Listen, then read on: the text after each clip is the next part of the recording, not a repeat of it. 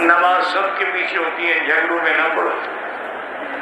مسئلہ حیات اختلافی مسئلہ ہے، بعض لوگ حیات کے قائل ہیں، بعض لوگ قائل نہیں ہیں، لیکن یہ کفر اسلام کی جنگ نہیں ہے، اس لیے بلا وجہ ایک دوسرے پہ گولہ باری نہ کرو۔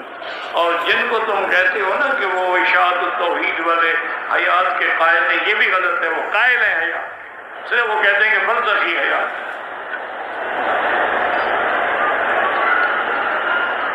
کتاب لکھی ہے باقاعدہ مولانا محمد طاہر صاحب پنجوی، اور انہوں نے ثابت کیا ہے کہ بھئی ہم تو حیات برزخی کے قائل، حیات دنیاوی کے قائل، اور حیات دنیاوی کا ویسے بھی یاد رکھو کوئی قائل نہیں۔ وہ جو علماء دیوبند نے لکھا ہے نا تو انہوں نے سمجھا نہیں، انہوں نے کہا کہ آپ کی یہ برزخی حیات اتنی قوی ہے کہ گویا دنیاوی سے بھی زیادہ بہتر ہے۔ وجہ کیا ہے کہ دنیاوی حیات میں تو حضور کو بیوی بچے اولاد جنگ جہاد شغل تھا، اب تو کوئی شغل نہیں ماسی واللہ کے، اس لیے انہوں نے فرمایا ہے کہ یہ زندگی گویا حیات دنیاوی سے بھی افضل ہے، ورنہ انہوں نے یہ نہیں کہا کہ حیات دنیاوی ہے کہ اب تم زیادہ کرو تو صحابی بن جاؤ گے، یہ کسی نے نہیں کہا۔ اور یہی چیز وہ کہتے ہیں، اور کہ مجھے یاد ہے میں اللہ کے حرم میں بیٹھ کے ذمہ داری سے کہہ رہا ہوں کہ مولانا غلام اللہ خان مرحوم جن کی وجہ سے دیکھیں اللہ نے ان کو اتنی مقبولیت دی تھی، حالانکہ جماعت کے بڑے تو گجراتی صاحب تھے، لیکن جماعت گجراتی نہیں کہلائی، غلام خانی کہلائی۔ تو وہ یہاں آتے تھے تو میرے درس بھی دیتے تھے، میرے پاس رہتے بھی تھے، ہم مدینہ شریف گئے اکٹھے۔ اللہ کی شان یہ ہے کہ ہم راستے میں تھے، رابق کے قریب کے گاڑی کا کوئی پتہ نہیں کیا ہوا تھا، خراب ہو گئی۔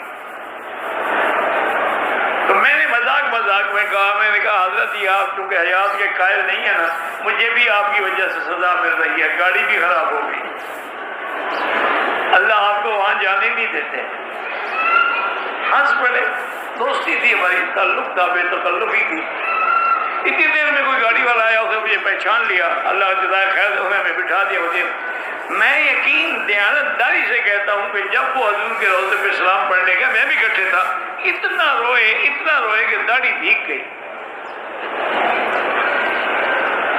جب واپس ہم آئے گھر، میں نے کہا حضرت لوگوں کو تو کہتے ہو کہ انبیاء مردہ ہیں، تو آپ تو کھڑے رو رہے تھے یہاں، یہ کیا ہے؟ کہتا ہے وکیل صاحب ایک مسئلہ دی جگہ، اور مسئلہ دے اسی جہلے نو بتانا تھا کہ نبی نو خدا نہ بنا سکتے، یہ رونے کی جگہ ہے، یہ ادب کی جگہ ہے، یہ مسئلے کی جگہ ہے۔ اتنا ادب تو ان میں بھی تھا۔ تو اس لیے خدا کے لیے یہ جھگڑے ختم کرو۔ دنیا اسلام کو مٹا رہی ہے، نئے نئے قرآن لکھ رہی ہے، دین اسلام کے بنیادی عقائد اور مسائل کا انکار کر رہی ہے۔ اب دنیا عورتوں کو مسجدوں میں امام بنا رہی ہے، گھر گھر میں موبائل پکڑا کے اس نے فلم تمہارے ہاتھ میں دے دی ہے۔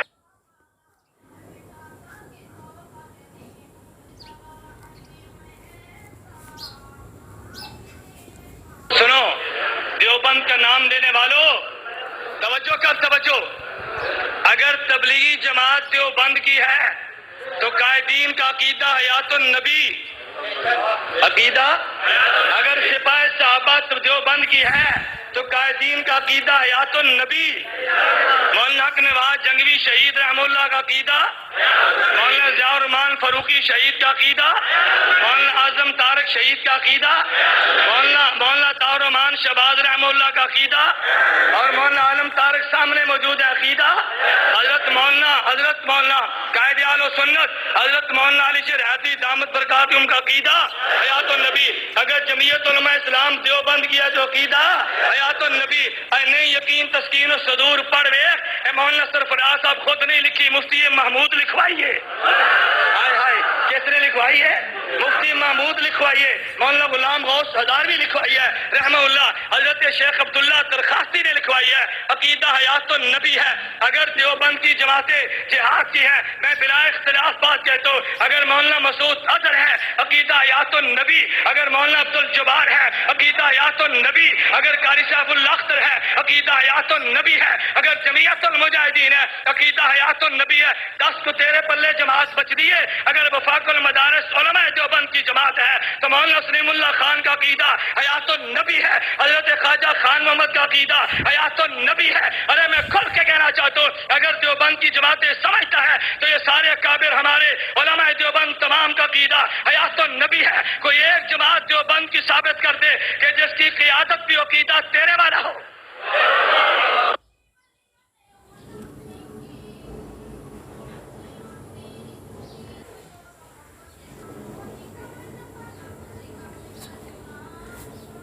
مواد دونوں معروف چیزیں ہیں۔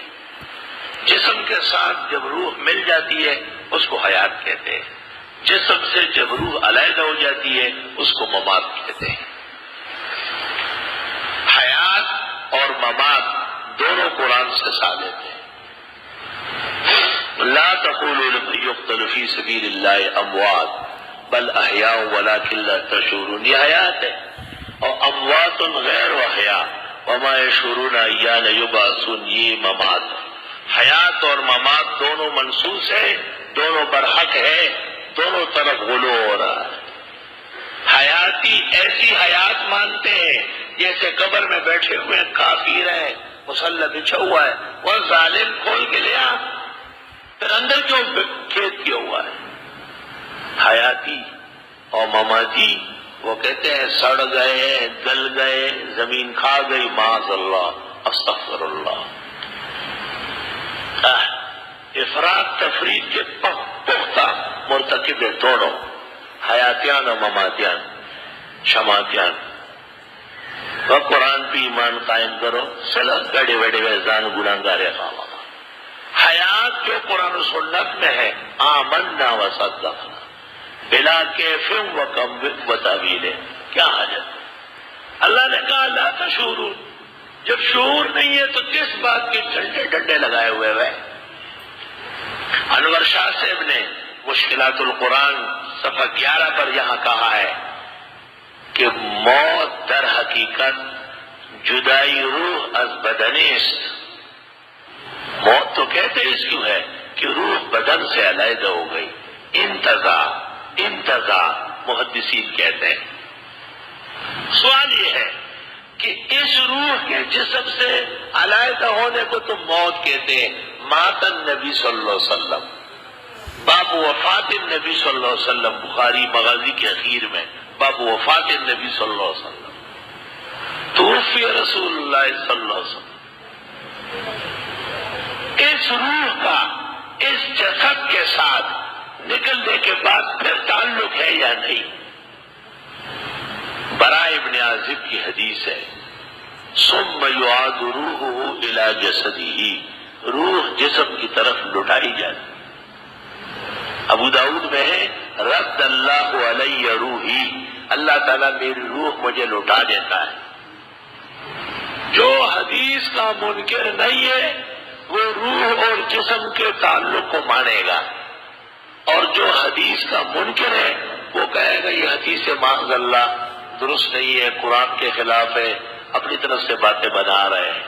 آخری بات سن لو، حافظ ابن تیمیہ جو مماتیوں کے جرنیل ہے لیکن وہ سخت حیات سما کے قائل، یاد رکھنا حافظ ابن تیمیہ حیات و سما کا اتنا قائل ہے کہ اتنا مولانا حمداللہ بھی قائل نہیں، اتنا سخت قائل۔ اس کی ایک عبارت سن لو، وہ کہتے ہیں یعذب الروح مع الجسد او یعذب الجسد مع الروح او الروح بعده الجسد او الجسد يتبع الروح۔ واما قول من قال ان الروح لا يتصل بالجسد فهؤلاء كفار باجماع المسلمين۔ روح کو سزائیں جسم بھی پٹ رہا ہے، جسم کو ہے روح متاثر ہو رہی ہے، آپس میں جوڑ ہے۔ یہ کہنا کہ ایک دفعہ جب موت پر روح اور جسم کا تعلق ٹوٹ گیا قیامت سے پہلے پہلے دوبارہ قائم نہیں ہوگا، ابن تیمیہ فتاوی 4 صفحہ 187 پہلی سطر کی 3 عبارتیں، وہ کہتے ہیں فہؤلاء کفار باجماع المسلمین، مسلمانوں کا اجماع ہے کہ یہ مسلمان نہیں۔ مسئلہ حیات ممات کا نہیں، مسئلہ احادیث کے انکار کا ہے۔ سینکڑوں احادیث کی تکذیب کر رہا ہے، اور حدیث کا انکار تو خطرناک ہے۔ حدیث کا انکار اور رسول اللہ کا انکار برابر ہے۔ یہ بات ختم ہو گئی، کبھی توفیق خدا شامل حال رہی اور گلہ صاف ہو اور وقت مبارک ہو، کسی اور موقع پر انشاءاللہ کلام ہوگا، ورنہ آج جو کلام کیا گیا اصول دین کے عین مطابق ہے، اور اس پر رہو گے تو کبھی بھی افراط تفریط کے شکار نہیں ہو۔ حیات النبی کے اوپر دار و مدار ہے ایمان کا۔ یہ مسئلہ ہمارے ہاں تو خیر اللہ کا شکر اتنا زیادہ نہیں، پنجاب میں جا کے دیکھو یہ مارے کا تو اس کو بڑا زبردست مارے کا پھیلا ہوا ہے، تو اس میں لگے ہوئے ہیں۔ حیات کی کنہ کیا ہے؟ اللہ تو نبی کریم صلی اللہ علیہ وسلم کی قبر میں حیات ہے تو کنہ کیا ہے اس کی، کس قسم کی ہے؟ وہ برزخی ہے، وہ جو کیا کہتے ہیں عنصری جسد عنصری کے ساتھ ہے یا کیا ہے؟ اس پر ایک طوفان کھڑا ہوا ہے۔ اگر پوچھو کہ بھائی کیا قبر میں پوچھا جائے گا کہ حیات النبی کی حقیقت کیا تھی، کچھ پوچھنے کی بات نہیں، لیکن اس میں پڑے رہنا، اس میں لگے رہنا، اس کو میدان بحث و جدال بنانا، اس کو کی وجہ سے ایک دوسرے کی تکفیر کرنا، اس کی وجہ سے ایک دوسرے کو برا بھلا کہنا، یہ دین کا مزاج نہیں ہے۔ بس یہ کہو کہ وَيَعْلَمُ تَأْوِيلَهُ إِلَّا اللَّهُ، اللہ ہی جانتا ہے وہ حیات کی نوعیت کیسی ہے۔ کوئی آدمی اگر اس پر ایمان رکھے جو قرآن میں حیات کہا گیا ہے وہ انبیاء کرام کو حاصل ہے، اس کی نوعیت کیا ہے، اس کی کنہ کیا ہے، اللہ ہی جانتا ہے، تو بس بات ختم ہو گئی۔ اب تم جا کے اس کی تحقیق میں پڑے ہوئے ہو کہ بھئی اس حیات کی نوعیت کیا ہے، کیفیت کیا ہے۔